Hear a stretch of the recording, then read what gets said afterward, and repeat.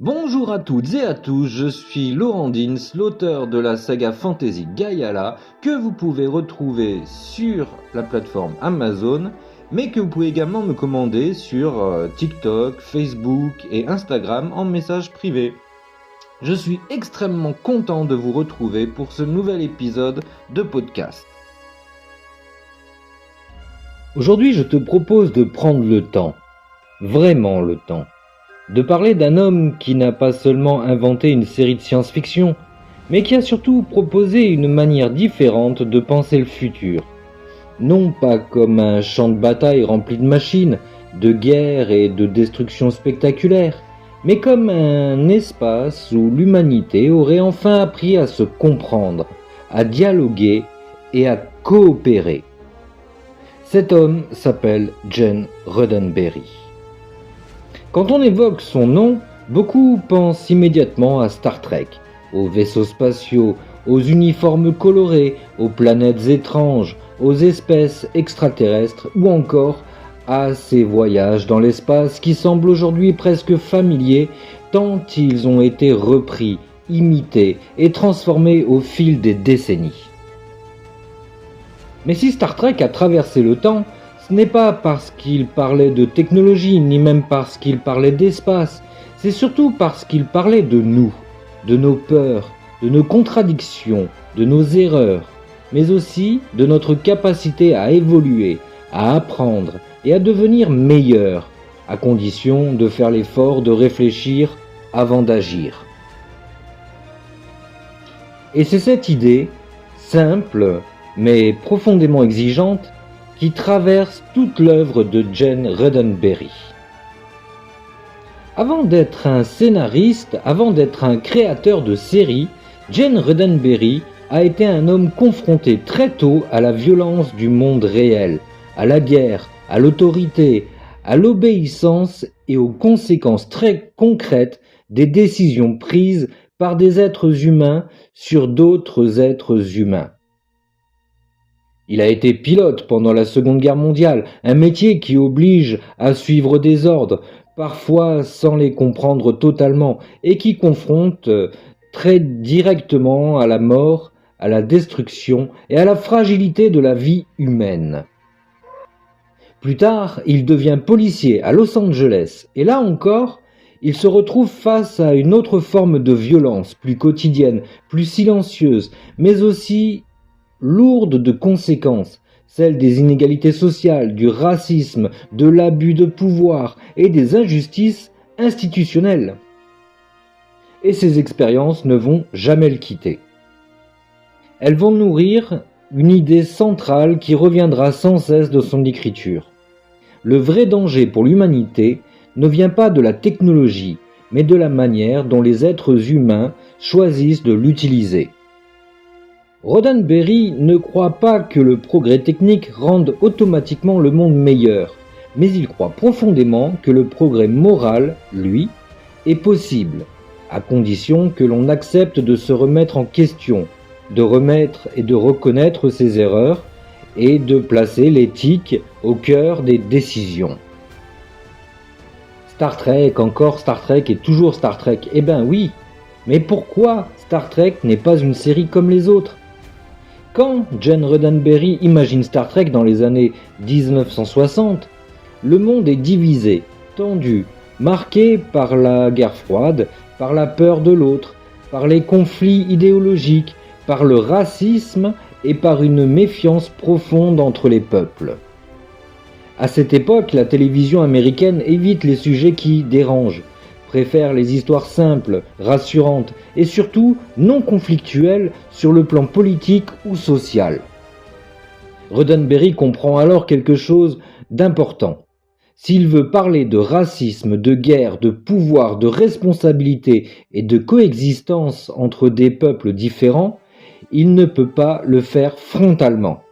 Alors il choisit un autre chemin. Il déplace les problèmes de l'humanité dans l'espace, sur des planètes lointaines, avec des espèces différentes, ce qui lui permet de poser des questions très humaines sans pointer directement le doigt sur le monde réel. L'Enterprise n'est pas seulement un vaisseau spatial, c'est une métaphore.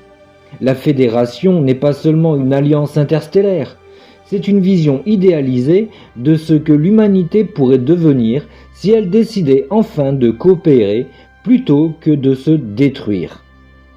Dans Star Trek, les conflits ne sont presque jamais résolus par la force brute, mais par le dialogue, la réflexion, la compréhension mutuelle et parfois par le renoncement à avoir raison à tout prix. Ce qui distingue profondément l'écriture de Gene Roddenberry de beaucoup d'autres œuvres de science-fiction, c'est qu'il ne cherche jamais à expliquer au spectateur ce qu'il doit penser, ni à lui dire où se situe le bien et le mal de manière simple et définitive, mais qu'il préfère l'amener doucement dans une situation inconfortable, parfois dérangeante, où aucune réponse évidente ne s'impose immédiatement. Roddenberry n'écrit pas des histoires pour convaincre, il écrit des histoires pour faire réfléchir, et cette nuance est essentielle car elle change complètement la relation entre l'œuvre et le public. Dans Star Trek, il n'y a que très rarement des ennemis totalement mauvais ou des héros totalement irréprochables, et quand une situation semble simple au premier regard, elle devient presque toujours plus complexe à mesure que l'épisode avance, obligeant les personnages, mais aussi les spectateurs, à revoir leur jugement initial. Ce choix d'écriture repose sur une idée très forte, mais exprimée de manière extrêmement accessible. La réalité humaine est rarement noire ou blanche. Elle est presque toujours faite de nuances, de contradictions et de compromis difficiles. Roddenberry refuse la facilité du message simpliste, parce qu'il sait que le problème humain ne se résolve jamais par des slogans, mais par des décisions prises dans des contextes complexes, souvent imparfaits, parfois injustes et toujours lourds de conséquences. Dans beaucoup de récits de science-fiction, l'action précède la réflexion. Les exploits arrivent avant les questions et la victoire est souvent mesurée à la quantité d'ennemis vaincus ou d'obstacles détruits. Chez Roddenberry, c'est l'inverse. L'action arrive après la réflexion et parfois elle n'arrive même pas parce que le véritable enjeu n'est pas de gagner, mais de comprendre ce qui est juste, ou du moins ce qui est le moins injuste possible dans une situation donnée. Très souvent, les épisodes reposent sur une question simple en apparence, mais extrêmement profonde quand on prend le temps de s'y arrêter. Avons-nous le droit d'imposer nos valeurs à une autre civilisation, même si nous pensons qu'elles sont meilleures ? Peut-on intervenir pour sauver des vies si cela signifie détruire une culture entière ? Est-ce que respecter une règle est toujours plus important que protéger des êtres vivants ? Roddenberry ne tranche pas brutalement. Il met ses personnages face à ces questions, les laisse débattre, hésiter, se tromper parfois, et il accepte que certaines décisions laissent un goût amer, parce que dans la vraie vie, les choix les plus responsables sont rarement ceux qui apportent une satisfaction immédiate. L'une des grandes forces de son écriture, c'est qu'elle parle de philosophie, d'éthique et de responsabilité collective sans jamais utiliser un vocabulaire compliqué ou intimidant. Roddenberry sait que pour toucher un large public, il ne faut pas simplifier les idées, mais simplifier leur formulation. Ainsi, au lieu de parler abstraitement de colonisation, il raconte l'histoire d'une planète dominée par une autre. Au lieu de se dissentir sur le racisme, il montre des peuples qui se haïssent pour des différences absurdes. Au lieu de débattre de l'autoritarisme, il met en scène des sociétés où l'ordre est maintenu au prix de la liberté individuelle. Et surtout, il fait confiance au spectateur. Il ne lui explique pas ce qu'il doit retenir, il ne lui dit pas quelle est la bonne réponse, il lui laisse le temps de réfléchir, parfois même après la fin d'un épisode, quand l'écran devient noir et que la question continue à résonner. Un thème revient sans cesse dans l'écriture de Roddenberry. Avoir du pouvoir implique une responsabilité morale immense, et cette responsabilité ne peut jamais être prise à la légère. Dans Star Trek, les personnages disposent de technologies incroyablement avancées, capables de détruire des planètes entières ou de manipuler la matière, le temps et l'espace. Mais ces capacités sont presque toujours accompagnées de règles strictes, de débats éthiques et de profondeur. Le message est clair, mais jamais asséné brutalement. Ce n'est pas parce que l'on peut faire quelque chose que l'on doit le faire.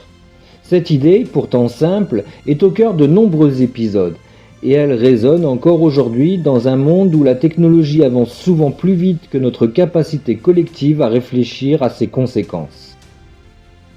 Ce qui rend l'écriture de Roddenberry toujours aussi actuelle, c'est qu'elle ne dépend pas d'une époque précise, ni d'un contexte politique particulier, mais qu'elle s'adresse directement à des questions fondamentales que l'humanité se pose encore aujourd'hui. Comment vivre ensemble malgré nos différences? Comment exercer le pouvoir sans écraser les autres? Comment progresser sans perdre notre humanité?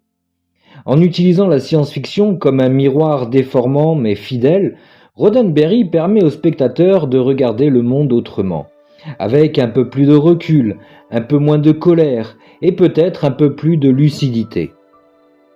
Si l'écriture de Gene Roddenberry touche encore aujourd'hui, ce n'est pas seulement parce qu'elle arbore des idées fortes ou des questions morales complexes, mais surtout parce qu'elle passe par des personnages profondément humains, imparfaits, parfois contradictoires et toujours confrontés à des choix difficiles, qui ressemblent beaucoup plus à ceux que nous faisons dans la vraie vie qu'à ceux des héros classiques de fiction.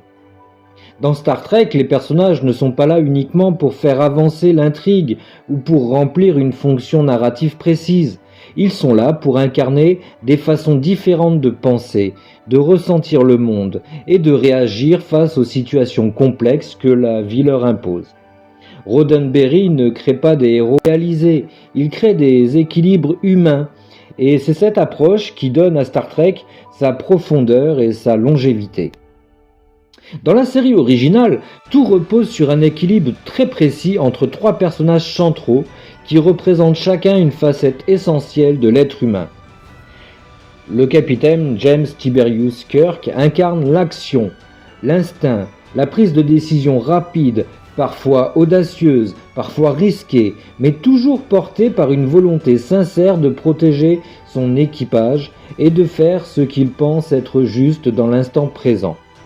Kirk n'est pas parfait, il se trompe, il doute, il agit parfois trop vite, mais il assume toujours la responsabilité de ses choix, et c'est précisément cette responsabilité qui fait de lui un vrai leader, pas un simple chef autoritaire. Et face à lui, Spock représente la logique, la raison, le recul émotionnel, et cette capacité à analyser une situation sans se laisser envahir par la peur, la colère ou l'orgueil. Spock n'est pas froid par manque de sentiments, il est discipliné par nécessité, parce qu'il sait que les émotions, aussi précieuses soient-elles, peuvent parfois brouiller le jugement et conduire à des décisions irréversibles. Et entre ces deux pôles se trouve Leonard McCoy, le médecin, celui qui rappelle sans cesse que derrière chaque décision stratégique, chaque règle, chaque protocole, il y a des êtres vivants avec des souffrances, leur espoir et leur fragilité. McCoy est la voix de l'empathie, de la colère parfois, mais surtout de l'humanité brute, celle qui refuse de réduire les individus à des statistiques ou des principes abstraits. Ce trio fonctionne parce qu'aucun n'a totalement raison. C'est leur dialogue, parfois conflictuel, parfois tendu, parfois profondément sincère, qui permet de trouver un équilibre acceptable dans des situations où aucune solution n'est parfaite. Dans beaucoup de fictions, les personnages réagissent instinctivement, fonçant, combattant, puis réfléchissant après coup. Chez Roddenberry, c'est souvent l'inverse. Les personnages discutent, débattent, se confrontent verbalement, et ces échanges, loin d'être des pauses dans l'action, sont l'action elle-même. Ce sont des moments où l'on voit un capitaine hésiter, un officier contester un ordre, un médecin s'indigner, un scientifique douter de ses propres certitudes, qui donnent toute sa force à l'écriture. Roddenberry fait le choix courageux de montrer que réfléchir n'est pas un signe de faiblesse, mais une forme de maturité, et que prendre le temps de comprendre une situation est parfois plus difficile et plus courageux que de tirer en premier. Avec Star Trek Next Generation, Roddenberry pousse encore plus loin cette vision, en proposant un capitaine très différent, presque à l'opposé des figures classiques de commandement. Jean-Luc Picard n'est pas un homme d'action impulsif, c'est un diplomate, un penseur, un homme cultivé, qui préfère 1000 fois une discussion difficile à un conflit armé, et qui considère que la véritable force d'un leader réside dans sa capacité à écouter, à comprendre et à faire preuve de retenue. Picard incarne une idée forte et rarement mise en avant à la télévision. Le pouvoir n'a de valeur que s'il exerce avec sagesse et humilité.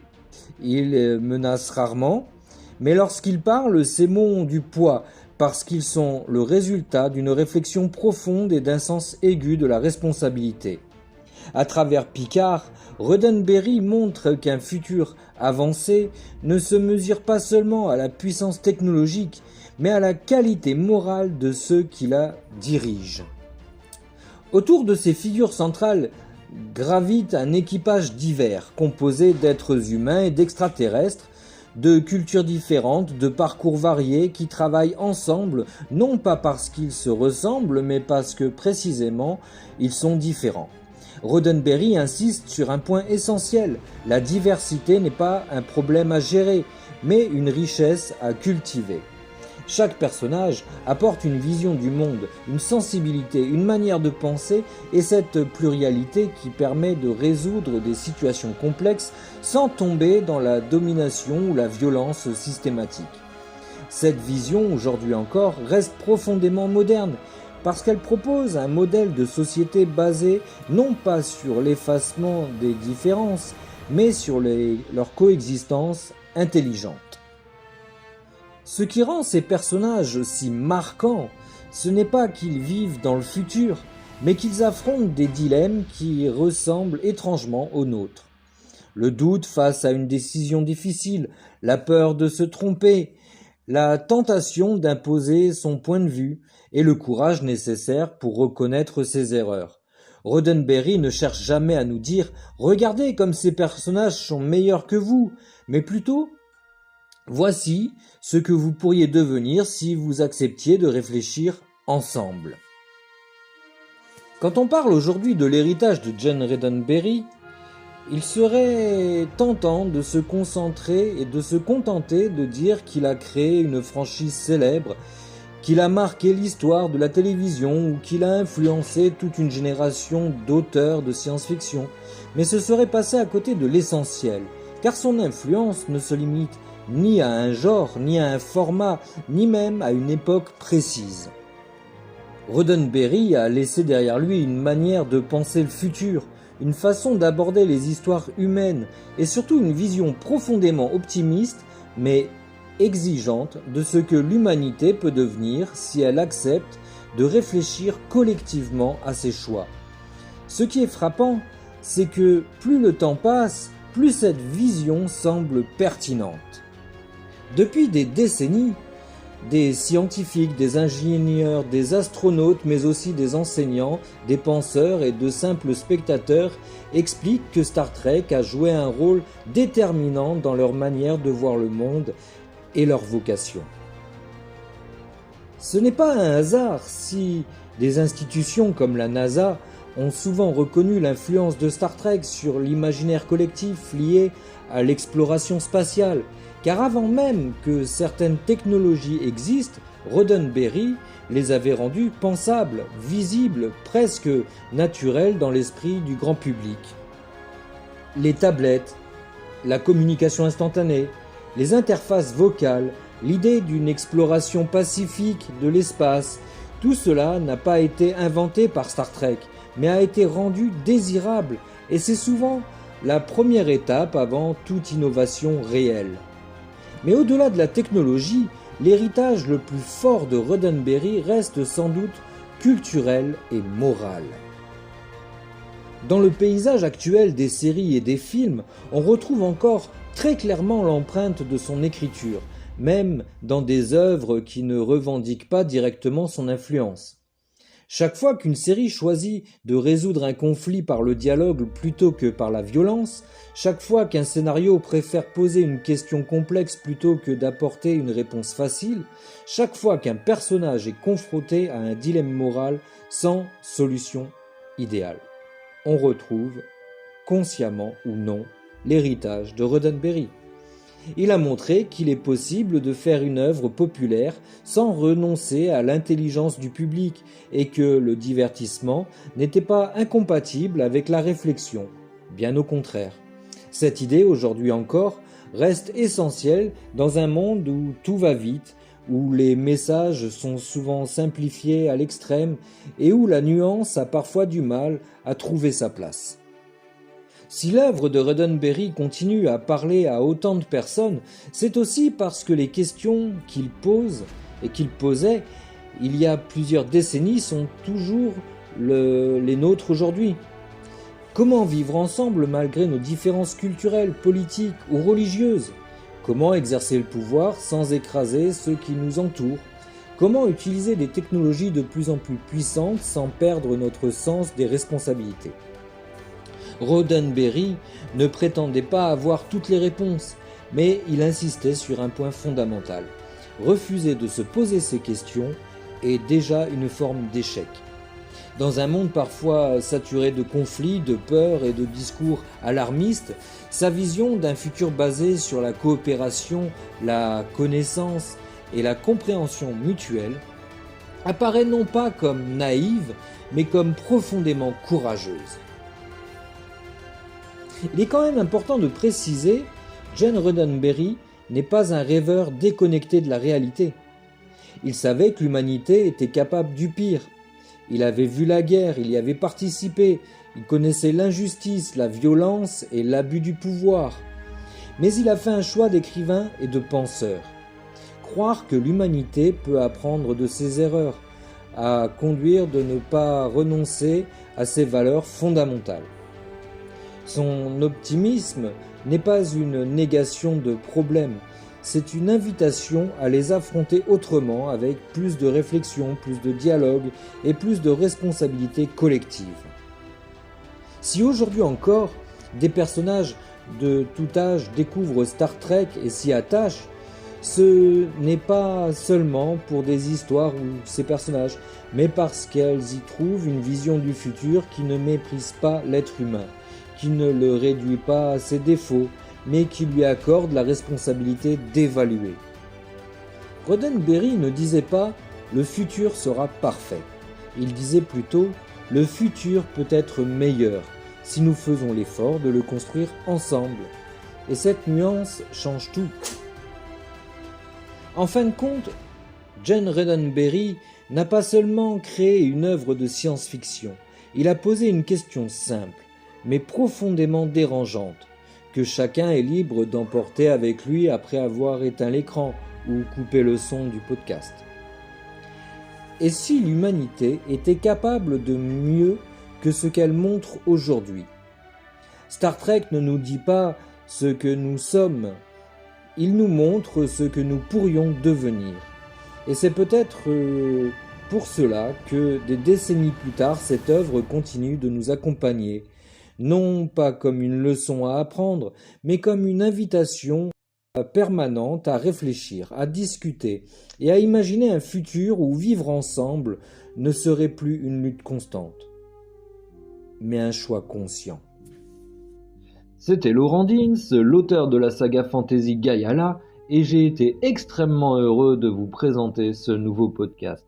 Je vous souhaite une très belle journée et je vous dis à très vite.